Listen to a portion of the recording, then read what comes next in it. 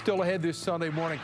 A basketball game, a hoarse voice, and a life-changing diagnosis. We're going to tell you about one woman who turned a rare thyroid cancer into a battle to help others. Her inspiring journey and groundbreaking treatment to help save her life coming up next. I want to turn now to a survivor's story. You know, thyroid cancer may be rare in children, but for Brittany McKelvey, it became a defining part of her life when she was just a teenager. Diagnosed in middle school, she underwent aggressive treatments, including the removal of 33 lymph nodes, and now has a passion for research. She's making a difference for future patients. Brittany joins us live this morning to talk about this situation. First of all, thanks for being with us. Great to hear that you're doing so well, but take us back to when you weren't. How did you first realize something wasn't right? Thank you so much for having me and letting me share my story. I was a normal, healthy, happy 8th grader. I am very tall, so I played basketball growing up, and I started yelling in my games, and my teammates couldn't hear me. Or I would be in the school cafeteria, as a chatty middle school girl is, trying to talk to my friends at lunch, and they couldn't hear me. And so I went through months of different tests and doctor's appointments with a lot of different diagnoses of what potentially could be causing me to lose my voice. And I eventually found out that my vocal cord was paralyzed. And it wasn't until I had a nuclear medicine diagnostic scan that revealed that I had multiple tumors, and one of those tumors was sitting on the nerve feeding my vocal cord, which was causing my vocal cord paralysis. Gosh, that's got to be terrifying for anybody, especially, you know, when you're in your adolescence like that. So folks have probably heard the term nuclear medicine. What does it actually mean? What does it do to you?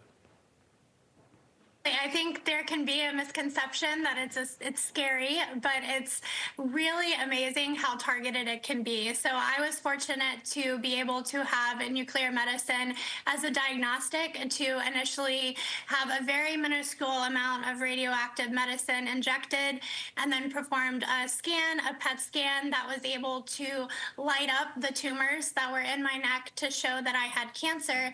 But I was also fortunate that there is a targeted nuclear medicine therapy for thyroid cancer. And so what it does is your thyroid cells uptake iodine.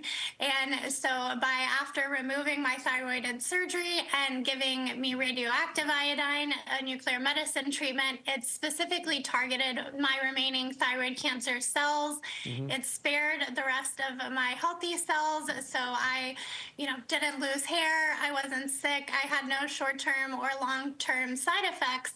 And I was able to have this very targeted treatment that got rid of the remaining cancer in my body.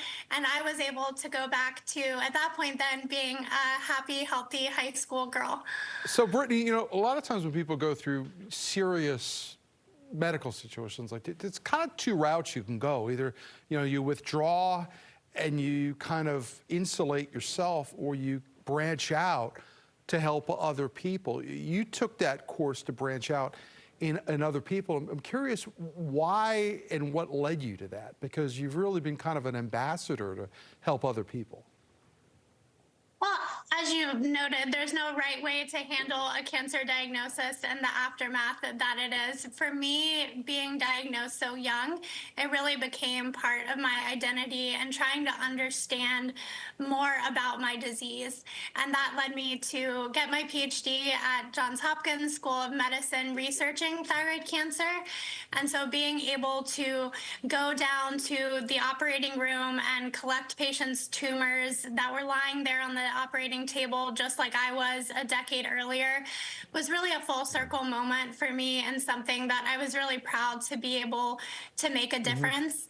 And also, besides my studies, I was able to undergo now 2 surgeries to put in an implant that allows me to be able to speak normally today to you. And so being able to use the voice that I now have to be able to be a voice for patients through advocacy efforts, now working in regulatory policy for my career, but also being an advocate as well for organizations like the Society for Nuclear Medicine, medicine and molecular imaging, and being able to be a voice for patients for their getting the best treatments possible is really important to me to continue to give back. And it's got to be, really inspirational to your patients as well, too, knowing that you've walked down the same path they've walked at, and they can look at you now and, maybe aim for a better future.